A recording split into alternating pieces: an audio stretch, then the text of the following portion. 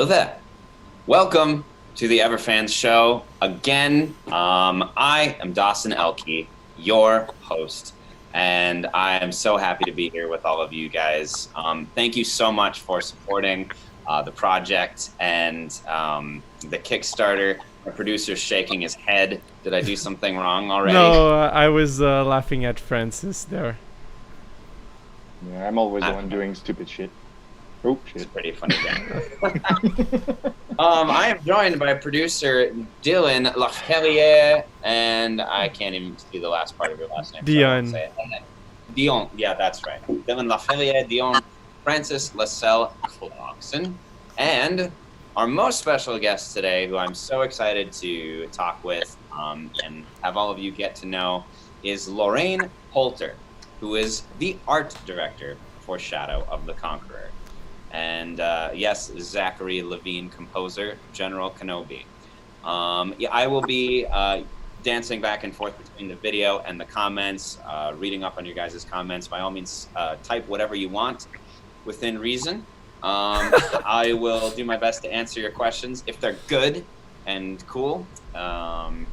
And yeah. So are we doing a coolest question challenge? Coolest question challenge. Yeah, we're gonna have a coolest question challenge because I want to know what you all think of as a cool question, and that will tell us a lot about our fan base. Okay, let's do that right now. So the coolest question that we get tonight is gonna get a free Kickstarter upgrade, a tier upgrade. Whoa. Okay. Okay. You want a countdown? So you have until the end of the show to give us your coolest question, and back to you. Yeah, well, we have a good contender already. Dawson, what's it like to be the peak of human evolution? If I'm the peak of human evolution, I feel very bad for the human race. There's so much further we could go. But I appreciate the question. Burgar the Warwolf, which is a dope name. I hope that's Okay. I think. Let's keep that. Yeah, let's get back into Dylan. You have an announcement for us and for the project. Yes, there is an announcement that I want to show you guys. Let me just open it here. So we are. Give me a sec. I wasn't prepared. Why wasn't I prepared? So we are going to have a giveaway. Yay! If you want to have a Witcher 3 Wild Hunt sword of Geralt by Calamasil, it is your chance. You now have the opportunity to get that. So if you go right now to the Kickstarter and you need to have given $10 or more to the Kickstarter to be eligible, and to go on Calamasil's page and share their post. That's it. That's simple. That's all you have to do to be eligible to win one fantastic Geralt sword by Calamasil. It really is an awesome sword. It's worth $200 Canadian. So that's a substantial reward here. Well, substantial depends for who, but yeah. So that's my announcement. So I hope you are all happy for that giveaway. That's it. I am. It's one of the most strikingly beautiful LARP swords I've ever seen, if not the most strikingly beautiful. And with that, I think, is that a fine segue to talk to our very special guests today. Are we ready, Dylan and Francis and Lorraine? Yeah, go ahead. Hello, Lorraine Coulter. Welcome to the Everfans show. I'm so excited that you are going to be working on this film, and I'm looking forward to working with you on the set when that day comes. So you are our art director. What does that mean? What do you do? So art directing is just basically unifying the whole picture of what you're going to see on camera, and we work with everybody on the team, and we make sure that all the whole picture looks the way that it's supposed to look. So when you say picture, you mean like not a picture that we're all drawing, but like the film, right? Or yes. So the set and the costumes and what you see on film matches what the script is supposed to be about, and the whole image of the film. What you want, what Shad wants the film to look like too. okay. I'm gonna say what Francis wants the film to look like too, because his That's say is small, but he has some say in it. Yeah. If I say I want a dark room, it's gonna be a dark room Okay. with no Well- chairs. Everyone's standing up. That's it. We will get into what what this film is going to look like, because you have a lot of insight, of course, on that. But before that, when did you become an art director, or how did you become one? And yeah, what's your story there? So I started in 2018. I was on set as an actor, and the project leader, I guess you can call him that, he came to ask me if I had any other interests in film, and where I started and how I started. And I told him I had a background in design, and he continued to ask questions about if I was interested in art. And I was like, I've always had an art background. I've always drawn, I've always painted, I've always had an eye for that kind of stuff. So then he mentioned that he had a program for his company, and he would like to see if I fit with his team. And I had my first assistant job with him on the Bela Monster music video. And then from there, it just clicked, and it just kept going. I never stopped. What do you like better, acting or art directing? Oh no, that's that's a horrible question to ask. I honestly, I love both so much for so many different reasons. Both are artistic, but in different ways. I can't choose between one or the other.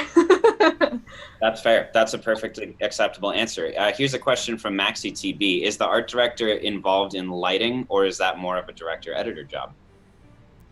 It's more the gaffer, if I'm correct, but there is a portion that I have to talk to lighting as well, because the way that I put lights around the setting will kind of flow with how they're going to set up lighting. Because if they have a lamp over here, they're not going to put a light over here. So can I jump in? Yeah, of course. Yeah. So basically, the lighting is the job of the key grip. So it's the key grip that does the lighting with the director of photography, that are all directed by the director, and they do that by consulting the art director. So it's really a group job. They all do it together. It's right. It's very much a kitchen, and you work with a lot of different heads of different departments, right? And workers and crew of different departments, right? Yeah, you basically talk to everybody, and you get everybody's input, and then you sort it all out, and then you always have to get it approved, and it's quite the list. That ties into, so there's an interesting question from Goober Guts, which is, what are you thinking for shot spikes? So now the shot spike, of course, is probably going to end up being a prop, that's someone else's department, not specifically yours, but you do have input there, or no? I do, but I don't know if we're allowed to speak about it, because I'm not sure if it's been. Yeah, you can. It's all good. Yeah, you Yes. can. I'm grabbing the images so we can show it. And we've already showed them all on the show, but While he's pulling those up, Luis Aravello asked me a quick question. What's the difference between a bastard sword, arming sword, and longsword? Showing my knowledge and what's my favorite sword. If I'm getting this correctly, an arming sword is a one-handed sword. A bastard sword is a general term for any double-edged sword, basically, a pretty universal term. And then a longsword is a two-handed sword, usually between 45 and 50 inches long. And then my favorite sword is Anduril, Aragorn's sword from Lord of the Rings. Dylan, did I get that wrong? Yes, you did. Arming sword is a one-handed sword, though, No, right? yes, you are right. It's the bastard sword, which is not a historical term. It's a role-playing term, a more modern term that Right. It's like a represents a catch-all. sword and a half, a 1.5 hand sword. Oh, it's a modern term for specifically a hand and a half. Yeah, exactly. Okay, interesting, cool. But yeah, thank you. I love swords. I love. It's amazing how much I forget. I like learn and then forget from like watching Shad's videos and like Schologram's videos, for instance. But so do we have some of the production imagery? Well, we have the shot spikes here that are up. Yeah, so these are designs by Torbjorn, our concept artist. And basically, just to correct a bit what you were saying, yes, it's going to be the prop master that's going to be taking care of the props, but the prop master is directly under Lorraine. So Lorraine is basically managing the prop master, the set designer, and the costume designer. Yeah. Yeah, she basically has to say on everything that is artistic in the picture. Like, actually, that's pretty much it. and then Francis, as the director, you have a say in that, and then even the producer will have a say in that too, right? Ultimately. Exactly. Yeah, we usually go to fight with a sword if we don't agree on something, and I usually win because I cheat. But yeah. Yeah, because in a fair fight, he would have no chance. Oh, no, probably not. Very, very cool. So do we have some examples of Lorraine's work as an art director that maybe now is the time to show? Her past work, you mean? Yeah. Yeah. So we have this here. So this one is new gold. Oh, sorry. Do you want yeah. Go ahead. Yeah. Explain what we're seeing and how you were involved in it. So this was my first big project. This is New Gold. It's very techy, as you can see. We had a lot of special effects. We had a lot of special effects, but we also had to set up this apartment to look like a techie lab, and we had all the lighting and everything. We all had to work together, obviously, like as we just said. And if you scroll down a bit, there's other shots there. We had lights. We had here what you see as sparkling as him welding is actually 5 birthday sparklers taped to some metal to make it look like he's actually welding. I don't think we had the torch on when we were doing it, but so all of that is sparklers to make. This is all fake. All the time. Holy crap! What am I doing in that domain? Like, I thought it was all real. I wanted to see someone head being chopped for real, but okay, sure. Okay. Yeah, he's cutting some metal to get to his motorcycle, and well, in the darker picture, I don't know if you can see it quite well, but the tent is we had to dig him a hole, and he had to jump over the metal barrel and hide in a hole in the ground and then make himself a tent. And that ring Logan made, so my assistant on that project made that ring. Very impressive on his part. Cool. And we had to, in that car chase at the bottom, we had to tint the windows of the 2 first cars that you see there, which was very interesting. Wow. Because so like you're watching a car chase in a movie and you're not thinking, wow, great art direction. But the art director has something to do with that. So in the case of like a car chase, what all were you responsible for? You mentioned the tinted windows. Is there anything else? The car was already pre-planned by the production manager. He took care of the car because he knew the person, I believe. But in terms of preparing the car, I had to make sure that the windows were tinted a certain percentage so that we couldn't see the stunt drivers. And we had to get a guy to come to us because on Quebec roads, you're not allowed to have really, really dark tinted front windows. So we had to get someone to come to us, which normally they don't like to do because the temperature of the garage matters. So we had to choose we didn't really get a choice of the day. So we were lucky that it was a good day. Yeah, sometimes you really never know what you're gonna get with the weather. Exactly. Well, so what excites you about working on this project, a medieval steampunk fantasy film? Well, one, I've never done a steampunk fantasy medieval looking set, so I'm diving in full head into this as a newbie, and I'm learning so much about it, which is really interesting for me. It's also really interesting because there's already a base, there's already something to work from. I don't have to create it out of my head or out of my mind. It's in a book, which also is kind of a challenge. I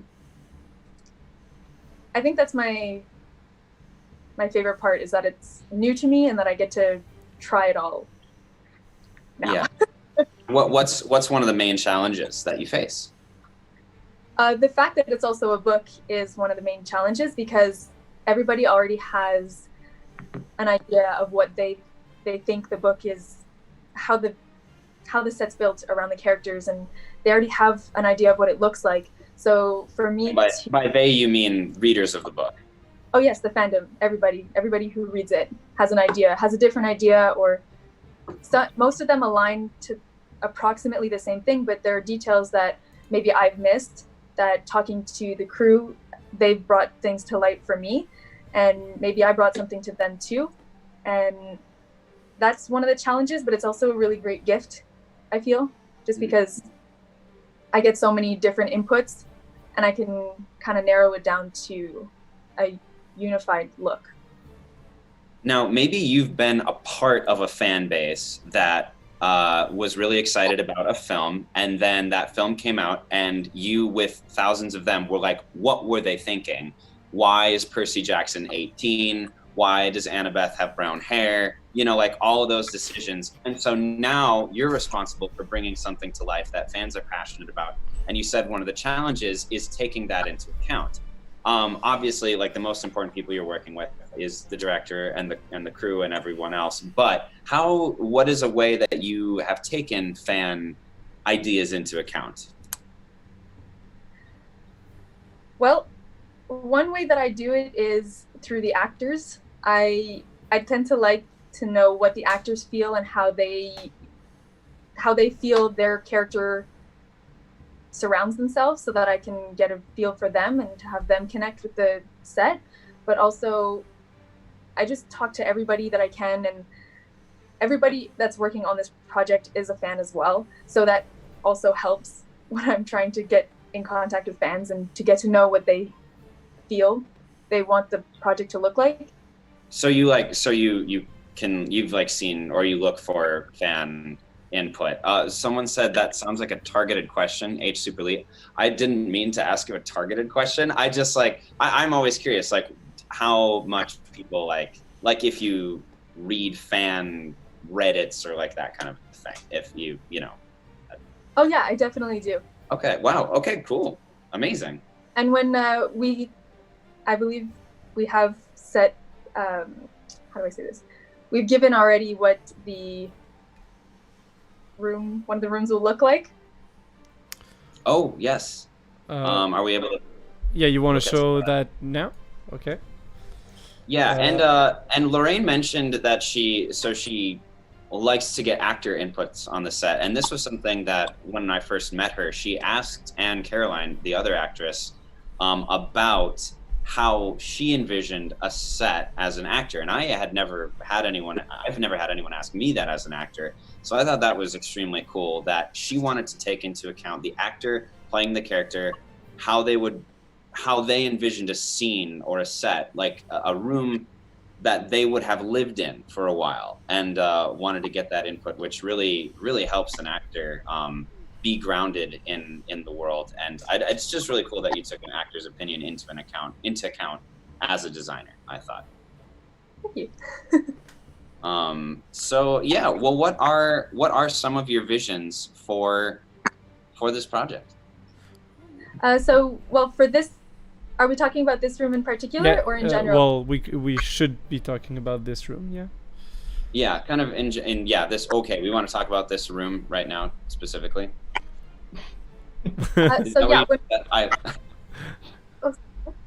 Yeah, let's talk about this room. Let's talk about this room. What is this room? What are we looking at, and how did you bring it to life? Well, I definitely didn't do it alone. There's definitely a lot of people involved in creating this room. When we first read the book, it says a plaster white room. So with that, I mean, you could just do a plain plaster white room, where you can build it up a little bit.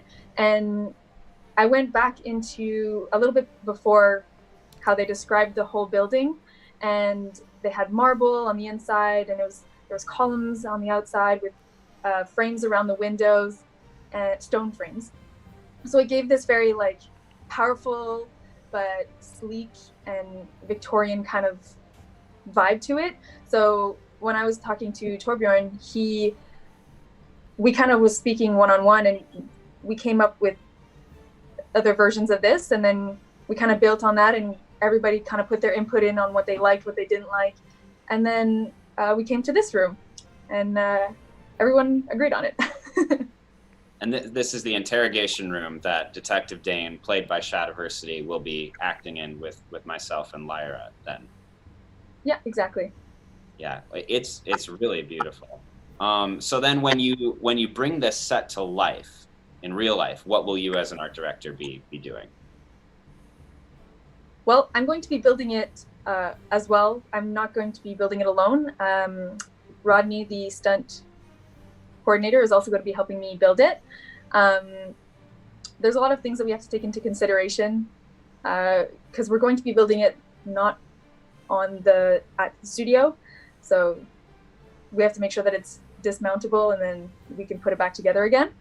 Wow. I think that's what the question was. Yeah. So like what your responsibility will be on building that set. So this is going to be a set that is it's temporary. You're not actually like creating a room in a building that's going to stay there forever. No. Every time you build a set, of this manner where you have to build the walls, it's always temporary, but you have to make it secure so that the walls won't fall down. So it's kind of an in-between structure, if I can call it that. Wow. I have a question. Dylan, do you have already in mind how you're gonna bring the look of the marble like that? Because I'm pretty sure we're not gonna buy that much marble to put on the set. So. No, I'm not planning on buying any marble actually. So marble is very expensive. Well, there's also these paints that you can make look like marble. So the tiles, we can make them laminate, and then we can put a spray on them that makes them extra shiny. Or we can do plain white tiles, and then I can add my painting to them, and then cover them with a clear coat as well. The columns is what's going to be a more difficult part, because I want them to be light as well.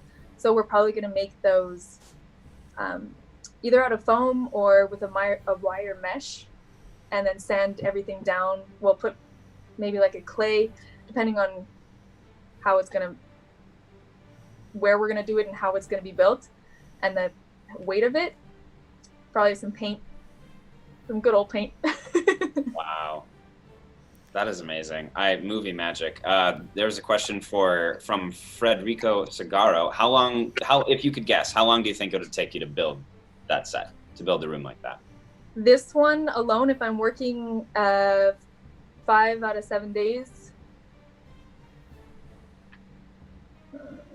I'm calculating, because from when I'm going to pick up all the materials to when I'm going to say, hey, we can film in this set, I'm gonna assume 3.5 to 4 weeks if I'm working full tilt, because I'm not only building this one, I'm going to be building the Jenna's office at the same time, and they're going to be interlocking. So the walls that I'm going to use on this one can be removed, and Jenna's can be put on as well.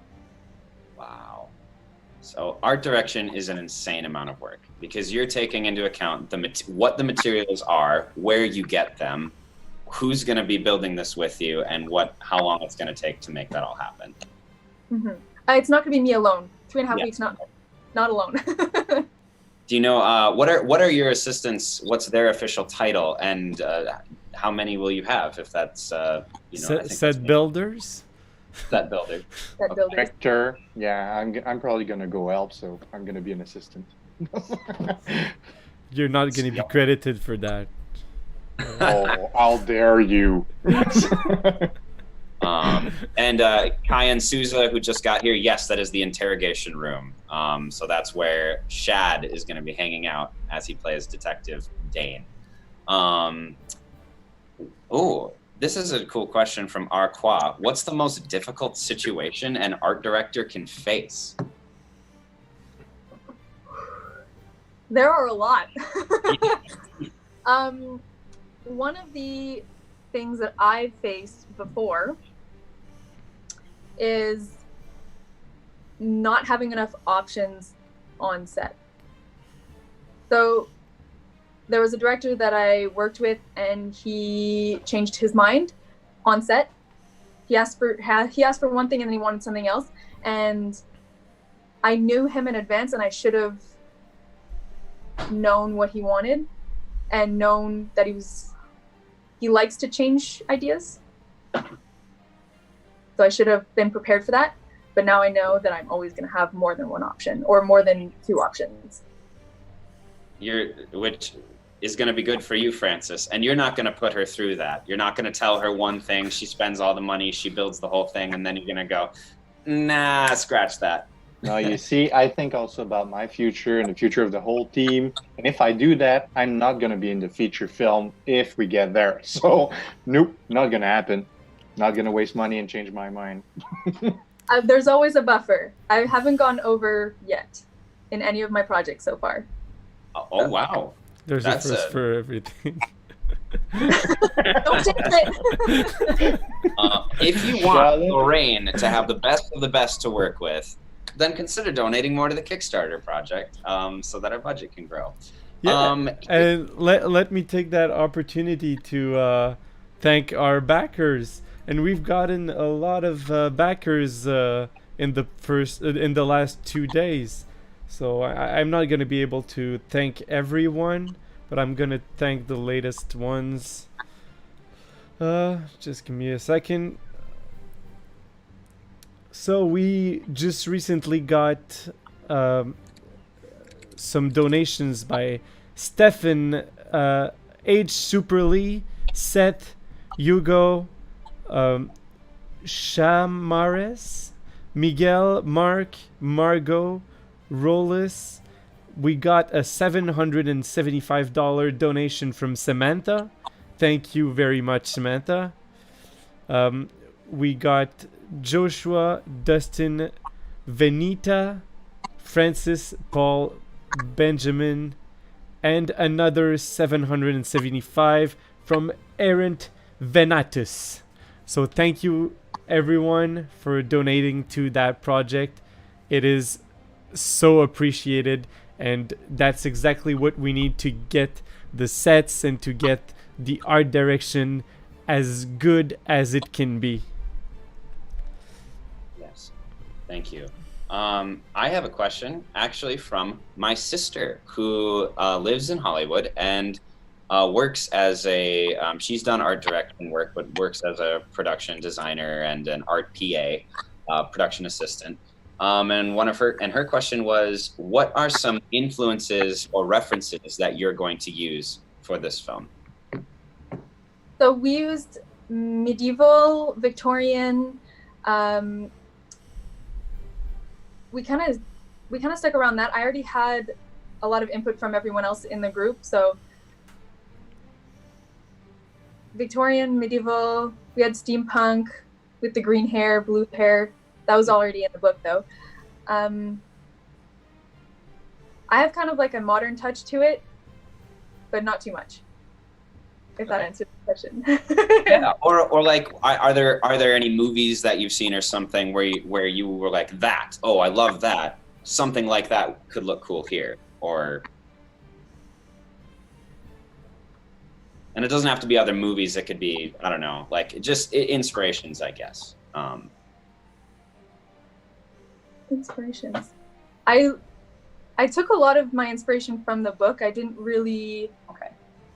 They had a lot of description in the book for minor details, like the carriage that Lyra was in. It had gold leaves on it, so I already thought of.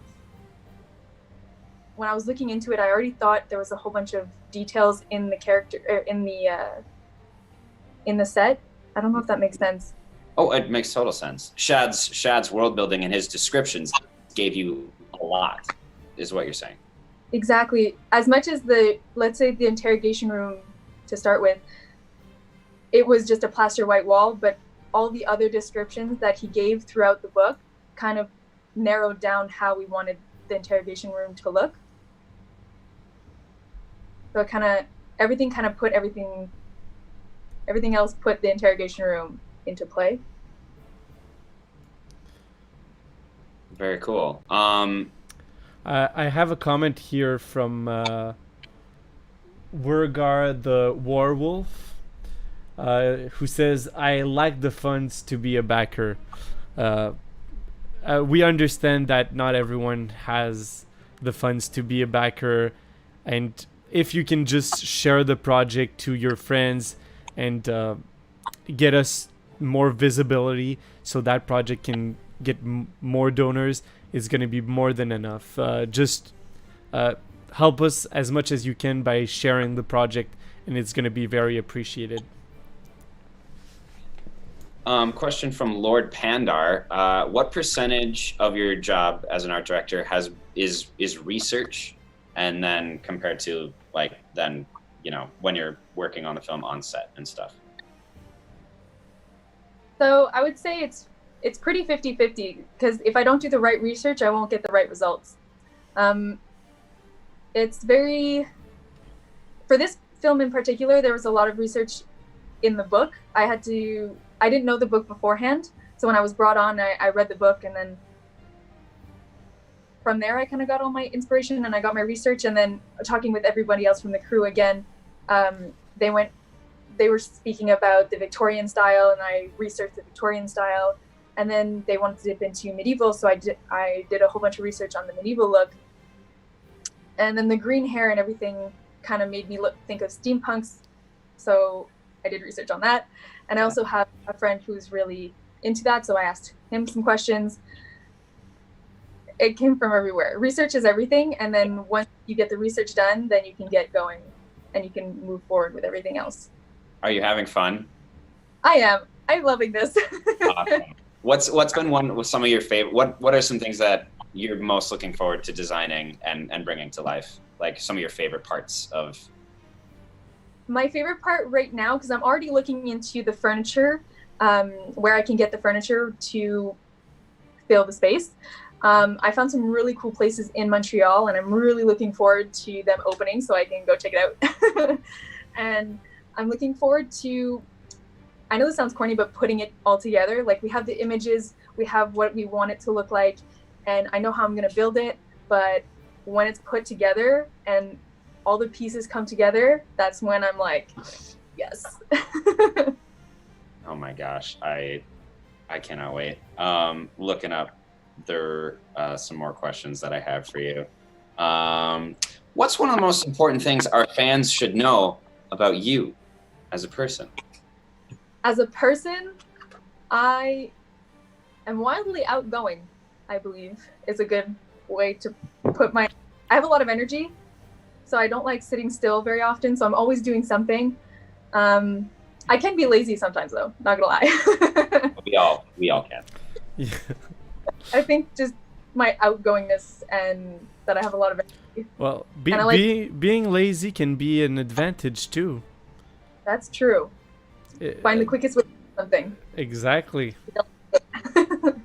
Yeah, I mean, you'd hate to put a bunch of energy into something wrong. Yeah, that's good. That's a good point. Cool, very cool. That's one of the things that I often say. I hate anyone that wastes my time. So I'm a really hardworking person, but I don't like to waste my time. So I really try to do as much as possible things that are gonna bring the project forwards as much as possible. And That makes sense.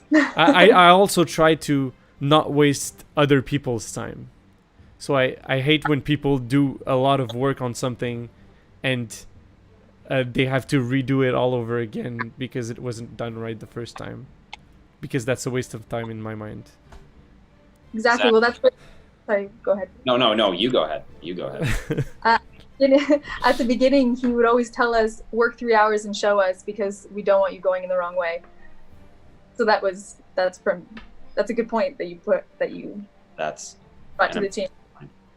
I actually did some set construction in college for our theater department, and I was more or less a complete failure. And I would spend hours and hours and hours on something only to have the head carpenter come in and be like, that's completely wrong. And that was just one of the most sad and defeating things I've ever heard. It's actually, I worked, my now wife and I worked together building sets for some college theater productions.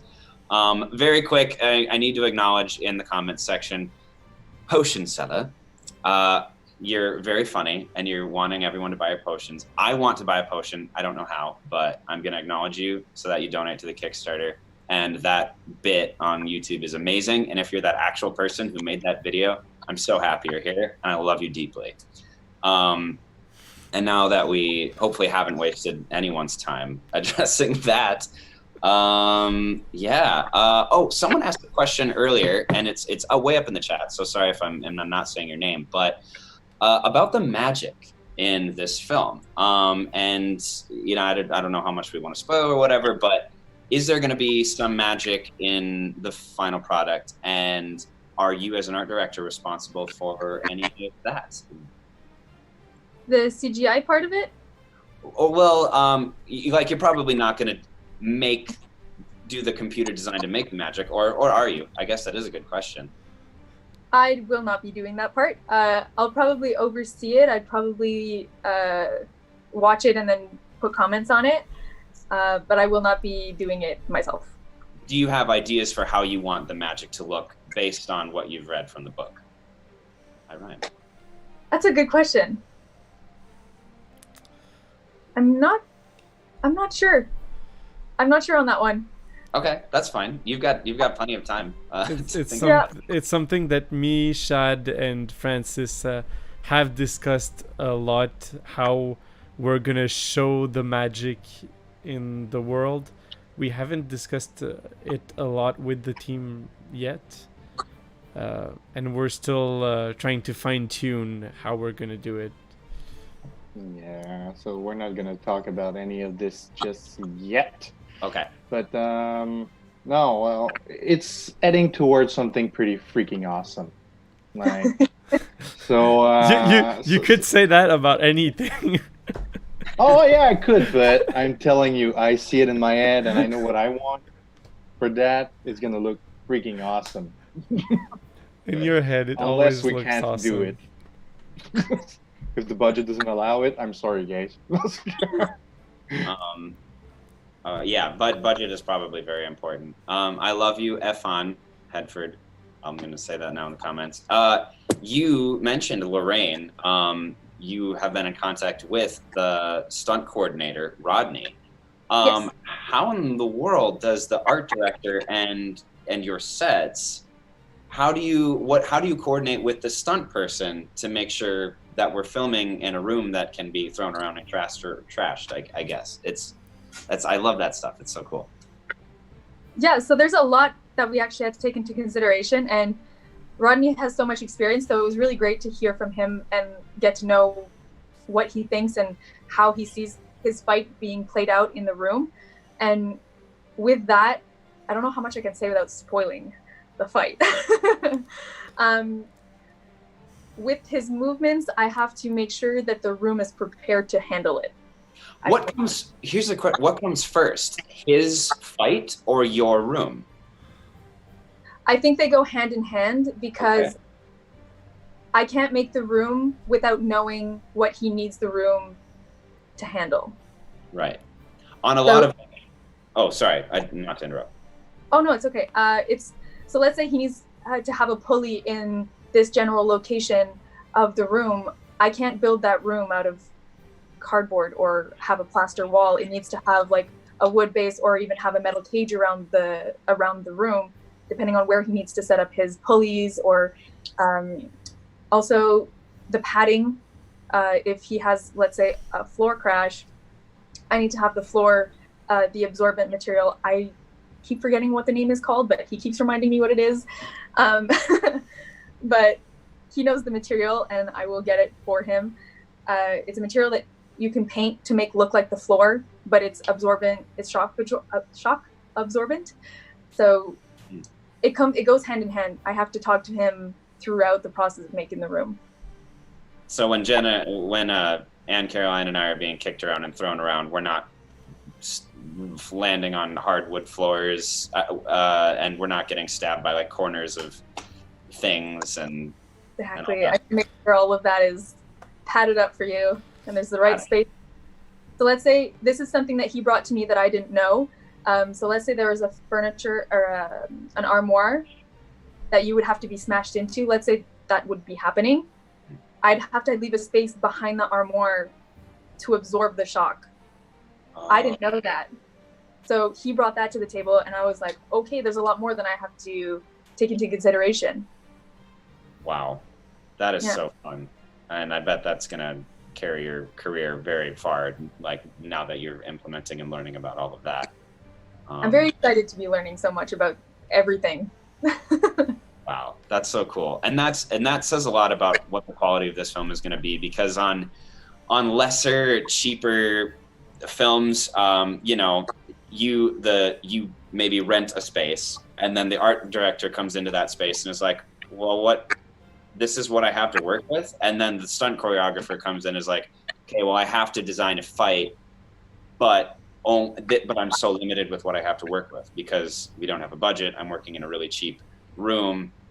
It is so amazing that you guys get to be communicating with each other, designing something from the ground up so that it can be as good and the best that you've all imagined. Exactly. And he also brought a lot to the table in terms of spacing. So in the book, the interrogation room was much smaller, and we were thinking Jenna's room was going to be a little bit smaller than what we're thinking about right now. But when he brought the fight to me, when we spoke about the fight, he was saying that the bigger the room, it's okay that the room is bigger than normal, because the way that the angles are going to take the fight, it's going to look the way that you want it, or the size that you want it to look. Interesting. Because he knows a lot about the camera angles to make a fight look realistic, and he brought that to my attention as well. Wow, that is really cool. Movie magic. Magic. Batman says that, Francis, you look like Robert Downey Jr. Oh, thank you so much. That's a great compliment from. Let's from take a look at our Robert. So give us your quote from Iron Man. Oh my. I am Iron Man. Iron Man. Iron Man. Iron Man. Amazing. Here's a question from Lorraine Boituzet. I don't know if I said that right at all. I'm practicing my botched French. So they asked, when designing the costumes, was it a challenge to combine looks and practicality for sword fights? Now, did you design costumes, or was that another, or how involved were you in costume design? So I didn't make the costumes, or I'm not making them, and I did not design them. But I did say, oh, I like this one. I like the shoes of this one. I like this. And we all actually had an input in that. Francis too, Dylan too. We all kind of took part in saying like, this is what it should look like. And when it comes to practicality, I think Rodney might have said some things about practicality. Has. And James is also very knowledgeable about costumes and how they move and what should be where, so that it allows for movement in the fight scenes. Cool. And Shad, I'm assuming, has had some input on costumes as well. He has. Yes. Ooh, this is an interesting question from Maxi TB. Do the costumes have an effect on the design of the rooms, like color choices? So they do and they don't. Like, let's say you're outside, the costumes won't differentiate what the outside will look like. But let's say I'm building a teenager's room, and I'm building a pink room with like white sheets, a very girly room, and she comes in a steampunk outfit. Yeah. It doesn't work too much. No. So it's really, I have to get to know the characters too, which is also why I ask the actors how they feel their room would look like, because they know their character the best. They've worked, let's say, probably, how long have you worked? 2 months on your character? Yeah. Since the auditions, which were April, so there, you know your character better than I would know your character. So that's why I would need to know. Let's say I was building your room, Dalen's room. Dalen doesn't have a room. Well, he has his shack at the beginning. Oh, his shack. Yes. Okay. Right. But he's not. Yeah. That's true. That shack in the beginning. Which I don't think we're designing. Anyway, that's beside. We're not just. Anyway, besides the point. I'm just saying. Yet. The costume and the set should go hand in hand, and the costume does reflect the space that you're in as well. You're not gonna have a pajamas come into an interrogation room. Yes, so many factors that you have to balance as a production designer, or as an art director. I'm gonna say, if we get to 500,000, we're maybe gonna design the shack at the start. Really? But I don't think we'll get there, so that's why I'm putting it up there. So if you guys bring us there, I will design it for you. Yeah. Well, in that case, I'm thinking a lot of shiplap and like mocha accent wall, because I love mocha colors on everything. All right, never mind. Lorraine, if you had a skyship but you couldn't give it away or sell it, what would you do? I actually thought about this one a lot. Good. So this might be a little strange, but I always wondered what it would be like to just, I always wanted to do bungee jumping. So I think I would try to bungee jump off of it. That sounds like an incredibly practical and adrenaline-filled use of a skyship. You don't have to rely on bridges. You can go anywhere you want. Yeah. Exactly. Here's a good question. What would happen if you bungee off and you cross, the magical field, and then reappear on top and get pulled again? Like, I don't know. I don't know. I don't know either, but that's a really good question. I'd be interested to find out. We should get Shad on that. Yeah, we're gonna have to ask Shad if you go back through the the veil. A few times by bungee jumping through it. What happens? What do you guys think is gonna happen if you do that? Leave it in the comments. Imagine how young Dalen would be if he had crossed it like multiple times. Like would have come back as a baby. Oh man. I don't know if that's the result of it, but That'd be, maybe. I mean, brand new life. Tying into that is the question: have you ever visited Everfall? In my dreams. That's the exact same thing Anne Caroline said. So now we need to get into another deep conversation about dreams. When you say you visited Everfall in your dreams, Lorraine, what do you mean by that? What I mean is that when I'm reading the book, I literally, well, I'm a very, I picture things in my head. I'm a very imaginative person. So in my head, when I'm reading a book, it's like the words are just filling this world in my head. So I'm building it in my head. So it's also, that's what I'm going to bring to the set as well. Things that I've built in my head, which also comes back to my challenge of everyone else building this world in their head. How am I going to get everyone to be pleased with this, which is impossible. So that sounds like vivid imagination, daydreaming. Have you had like literal, you're sleeping and have you dreamt about Everfall? I think at the beginning I did, but it was less of like the space and it was more of Dalen. Oh, you were dreaming about Dalen. So you had Dawson in your dreams? Yeah. Oh. She said Dawson. She said Dalen. Yeah, but you are Dalen. You're not Dawson anymore. It's over. You're the Conqueror. That's it. You've taken my identity from me. I am the Conqueror, and that's it. That's all I am the Conqueror! I do want to know more about this, Lorraine, what you mean by dreaming about Dalen. We don't have to go there. Of course you want. Oh, well, it's okay. Yeah, maybe we don't want to go there. No, it's nothing like that. It was just more just like walking through. I guess I was in Lyra's position, just walking through the corridor, the hallway for them to get to the interrogation room. It was just more of like walking beside him and him just listening to everything and me being like, I'm mad at you.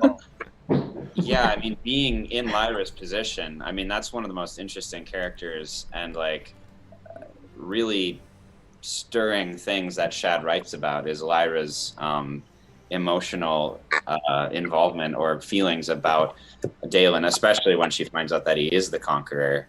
When you read the book, like, what did you since you're, I mean, and you dreamt about it, like, what did you think about that character and that whole dynamic of Lyra? Yeah, or they're them together. Lyra and them together. Well, I was angry, but I wasn't.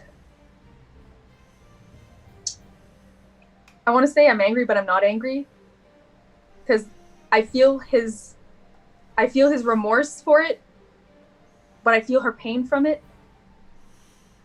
So I guess I'm torn. Is a good. It's an ambiguous situation. I'm not all the way through the book. Okay. Yeah. I mean, I felt torn is the perfect word. I mean, constantly torn. The characters feel torn. The readers feel torn. Shad probably feels torn. And that's life. That's amazing. So now when you said you in the dream, you were like walking through the hallway of the interrogation room, and that gave me the idea. Have you ever tried lucid dreaming so that you can, like Inception style, build the sets in your dreams before you even build them in real life so that you can like practice? I've never had, well, I daydream about my sets a lot. I do daydream and I build things in my head, which is maybe another challenge that I have, is getting it out on paper to explain it to other people, because I build it very vividly in my head, but to explain like that this part needs to go here because of this to someone else, I guess that's one of my challenges too. So if someone wants to be an art director, what are some skills that they should have or develop to work on that? Well, depends which part of the art direction they need help with, I guess. One, I would say interior design or design, to understand the golden ratio, to understand like when you're placing things on a table, you're not going to put it in 2s, you're going to put it in 3s to make it balance on the camera. It's not only what you see, but it's how the camera perceives it. So there are some colors that you don't want to put together because on camera it just doesn't work. So like red and orange, if you put them beside each other, they make a really weird gradient thing going on the camera. You actually see that in Ugly Truth when they're kissing in the elevator. Anyway, just I've never seen that, but okay. So sometimes you use techniques like that to achieve a certain emotion or a feeling. Do you work with the director of photography then to talk about like how the shots should look and feel color-wise and visually? Well, the director of photography is one of the people that you have to work with, I feel, just because you have to know what they see the image turning out to be, how he's going to place the actors in the room. So if you, let's say you place everything that needs to be set behind the camera, what is the cameraman going to be seeing? Yeah, right. So obviously when you're building a room, you build the entire room in case the actor moves in a way that you need to catch a corner of the wall over here instead of just the wall over here. You place the entire room so that if there's a sudden movement in camera, you don't have like some wood lying in the background. Right. That's not supposed to be there, or some like building material. Yeah, that's a lot to think about. Like they even messed that up in Gladiator. I think there's a scene where the camera is like panning through the Colosseum and you can just see the entire like backstage in the shot. Here's a fun question, and I think we're getting near the end of our time, but this is from Arqua, again, thanks Arqua. If you had to build a place or a flat for Lyra, what would it look like? Ooh, for Lyra.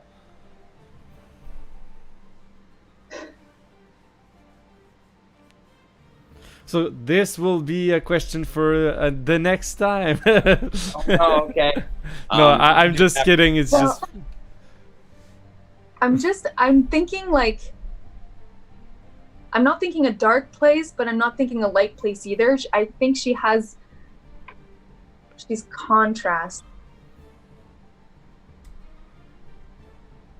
She's defined by contrast. Defined. Well, she's very, I don't know how to, I'll draw it out and I'll send it to them. Okay, very cool. Well, what do you think, Dylan? Do you need to make your announcement about next week, and then should we close? Or yeah, we're gonna do that. Well, first let's start with what was the best question that we got. Oh gosh, There's so many good ones. there were so many good ones. Yeah, if the guy would have said like, "Don't you think he looks like Robert Downey Jr.?" he would have won right away. But no. There was a question we didn't get to. That's actually pretty cool. From Goober Guts, do you think it would be fitting for a room to get brighter when Arik walks in? That's a neat idea. I'm not sure. Like, I'm not a fan of cheesy stuff, and I feel like this would be cheesy as hell. It could be so subtle, though. Like, it'd be incredible. What? It could be subtle. I think the Incredible Hulk. I think for the Incredible Hulk film with Edward Norton, like the entire, like there was a green tint for the whole movie, but like you wouldn't even notice if you weren't like looking for it. Maybe it would be something like that instead of like the room brightening, just having it shift colors. So I have a comment here. Dylan is so dreamy. So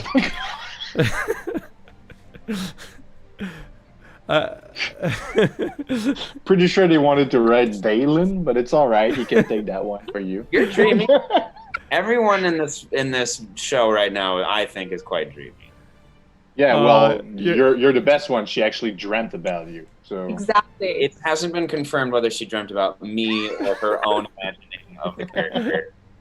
I'm just gonna say Dalen and leave it at that. How about that? Okay. I'm trying to find good Oh, someone asked, why is Palpatine still alive? We didn't answer that. Why is he alive? Because Okay, so do you? I don't. Do you really want me to get into that? Because it's gonna take some time. that'll be another show. Is it Yeah. negative? I want to know if it's negative. It's neutral. It's neutral. Okay. I would have just said bad writing. Okay. I didn't like them. Sorry. Well, it's bad writing, but it's also expanded universe.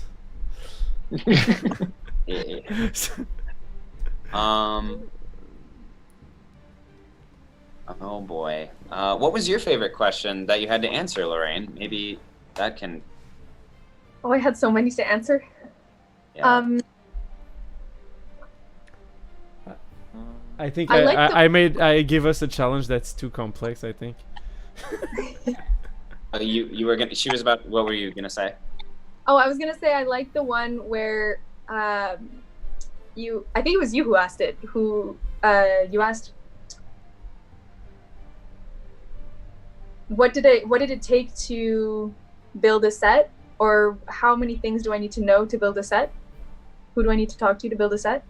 Oh, I think that actually there was a question along those lines that someone, and so I might have been paraphrasing someone else, and I'm trying to find it, which is probably What are the trickiest materials to work with, both building the set and getting them to work in the shot? Was that I didn't it? answer that one. I don't think I answered that. But I can answer that one. What is more difficult, building a set or finding a location? We didn't ask that one either. Building a set is more difficult than finding a location. Okay. what is the most difficult situation you can face? That was one. Oh, I like that one was hard. Which one? Oh, there is also how long would it take you to build the set? That was a good question. What was the one you said, Dawson? What's the most difficult situation you can face? Well, that's a really good question. Okay, too. so let's go with this one. Who is it? Most The difficult situation? Arqua? Is that that it? Did you find it? Was Yeah. it Arqua? I scrolled past it. Okay, so Arqua, you win tier upgrade for the Kickstarter. Let me copy your name, and so we can send you the confirmation. Oh, okay. So- No, the research one. It was how much research you do versus how much work you do. That was the question that we talked about at first, and it was Lord Pandar, but he removed it. We just give it to Arqua, though. We can't take that away. Yeah, sorry. It's done. Okay, and then let's go into the next announcement. We're already 5 minutes past because we took way too much time on that. Sorry. Yeah, just give me a sec. So we are here, and I am announcing that next week, on Tuesday, we are having Lloyd from Lindy Beige on the show. So prepare your questions and make sure to be there. Make sure to click here. There's a reminder bell at the bottom that you can click and get a reminder for when the show starts. So next week, Tuesday at 6 p.m. Eastern Time. Make sure to be there. Yeah, so that's what I had to announce. Yeah.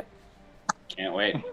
Thank you, everyone, seriously, for tuning in. Thank you for your questions. Sorry we didn't get to all of them, but we love you guys. Appreciate all of your feedback and your support and your enthusiasm. I'm sure it warms Lorraine's heart to hear all your questions, your excitement, to see what she's going to help the entire production bring to life.